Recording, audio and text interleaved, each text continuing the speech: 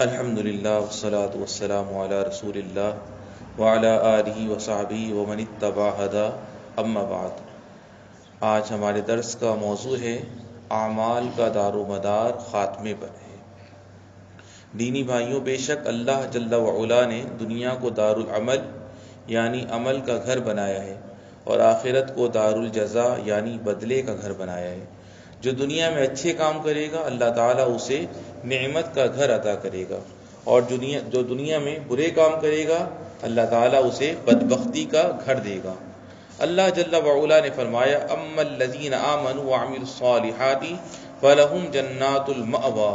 نزلا بما كانوا يعملون واما الذین فسقوا فمأواهم النار كلما ارادوا ان يخرجوا منها اعيدوا فيها وقيل لهم ذوقوا عذاب النار الذي كنتم به تكذبون، یعنی جن لوگوں نے ایمان قبول کیا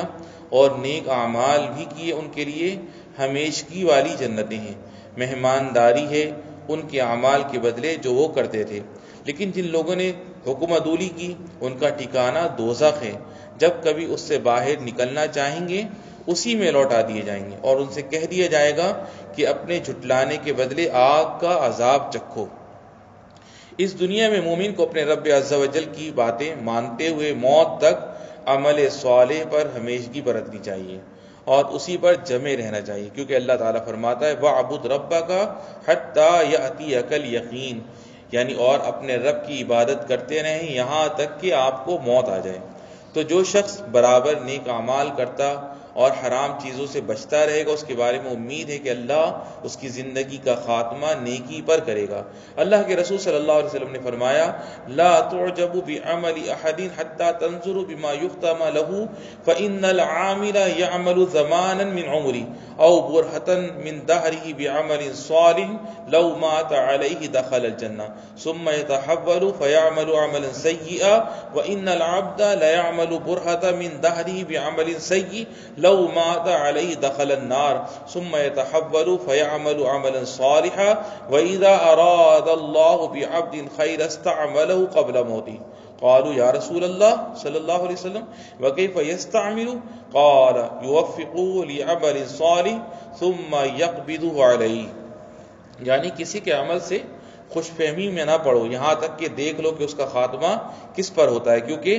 عمل کرنے والا اپنی عمر کی یا اپنے زمانے کی ایک مدت تک نیک عمل کرتا رہتا ہے، اگر وہ اسی پر مر جاتا تو جنت میں جاتا ہے، لیکن وہ اپنے عمل سے پھر جاتا ہے اور برے کام کرنے لگتا ہے، اور بندہ اپنے زمانے کی ایک مدت تک برا عمل کرتا رہتا ہے کہ اگر اسی پر مر جاتا تو جہنم میں جاتا، پھر وہ اپنے عمل سے پھر جاتا ہے تو نیک کام کرنے لگتا ہے، اور جب اللہ کسی بندے کے ساتھ بھلائی کا ارادہ کرتا ہے تو اسے اس کی موت سے پہلے اسے اس کام پر لگا دیتا ہے۔ لوگوں نے پوچھا اے اللہ کے رسول صلی اللہ علیہ وسلم اللہ تعالیٰ اسے کیسے کام پر لگا دیتا ہے؟ تو آپ نے فرمایا اسے نیک عمل کی توفیق دے دیتا ہے، پھر اسی پر اس کو موت دیتا ہے۔ اس حدیث میں انسان کو اس بات پر ابھارا اور آمادہ کیا گیا کہ وہ نیک کام کرتا رہے، اللہ تعالیٰ کی نافرمانی سے بچتے ہوئے اپنے اوقات کی حفاظت کرے اور ان کو اچھے کاموں میں خرچ کرے۔ اللہ تعالیٰ نے اپنی کتاب میں اس آدمی کی مثال بیان کی جو نیک عمل کرتا ہے پھر آخری عمر میں گناہ کے کام کرنے لگتا ہے تو اسی پر اس کا خاتمہ ہو جاتا ہے۔ چنانچہ اللہ تعالیٰ فرماتا ہے اَيَوَدُّ أَحَدُكُمْ أَن تَكُونَ لَهُ جَنَّةٌ مِّن نَخِيلٍ وَأَعْنَابٍ تَجْرِي مِن تَحْتِهَا الْأَنْهَارُ لَهُ فِيهَا مِن كُلِّ الثَّمَرَاتِ وَأَصَابَهُ الْكِبَرُ وَلَهُ ذُرِّيَّةٌ ضُعَفَاءُ فَأَصَابَهَا إِعْصَارٌ فِيهِ نَارٌ فَاحْتَرَقَتْ كَذَلِكَ يُبَيِّنُ اللَّهُ لَكُمُ الْآيَاتِ لَعَلَّكُمْ تَتَفَكَّرُونَ۔ کیا تم میں سے کوئی بھی یہ چاہتا ہے کہ اس کا کھجوروں اور انگوروں کا باغ ہو جس میں نہریں بہہ رہی ہوں اور ہر قسم کے پھل موجود ہوں، اور پھر اس شخص کا بڑھاپا آ گیا، اس کے ننھے ننھے بچے بھی ہوں اور اچانک باغ کو بگولا لگ جائے جس میں آگ بھی ہو، بس وہ باغ جل جائے؟ اسی طرح اللہ تعالیٰ تمہارے لیے آیتیں بیان کرتا ہے تاکہ تم غور و فکر کرو۔ مطلب یہ ہے کہ کیا تم میں کا کوئی اس بات کو پسند کرتا ہے کہ وہ زندگی بھر اچھے اور سعادت مند لوگوں کا کام کرتا رہے یہاں تک کہ جب اس کی عمر ختم ہونے والی ہو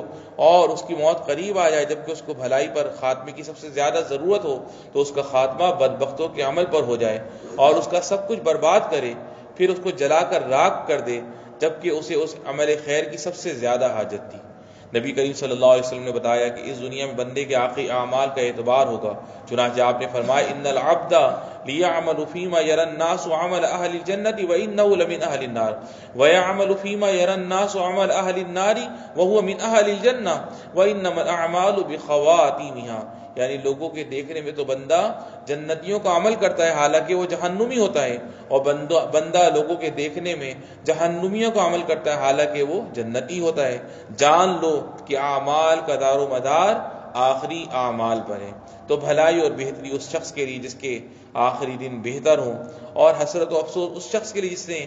آخری عمر میں اپنے آپ کو ضائع کر دیا، تو اس نے قیمتی اور باقی رہنے والی نفیس چیز کو فنا ہو جانے والی بے بقعت اور خسیس چیز سے بیچ دیا۔ موت تک اطاعت پر ثابت قدم رہنے کے چند اسباب ہیں جو میں بیان کرتا ہوں۔ اللہ تعالیٰ سے عاجزی کے ساتھ برابر دین پر ثابت قدم رہنے کی دعا کرنا اور فتنوں سے پناہ مانگنا، اس لیے نبی کریم صلی اللہ علیہ وسلم کثرت سے یہ دعا مانگا کرتے تھے، یا مقلب القلوب ثبت قلبی علی دینک، یعنی اے دلوں کو الٹ پلٹ کرنے والے میرے دل کو اپنے دین پر جما دے۔ اور آپ صلی اللہ علیہ وسلم نے فرمایا تعوذ باللہ من الفتن فتن ما ظہر منها وما بطن، یعنی ظاہری اور باطنی فتنوں سے اللہ کی پناہ طلب کیا کرو۔ انہی اسباب میں سے ہے غور و فکر کرتے ہوئے زیادہ سے زیادہ قرآن پڑھنا اور اس پر عمل کرنے کا حریص ہونا۔ اللہ جل وعلا نے فرمایا لنثبت به فؤادك ورتلناه ترتیلا، تاکہ اس سے ہم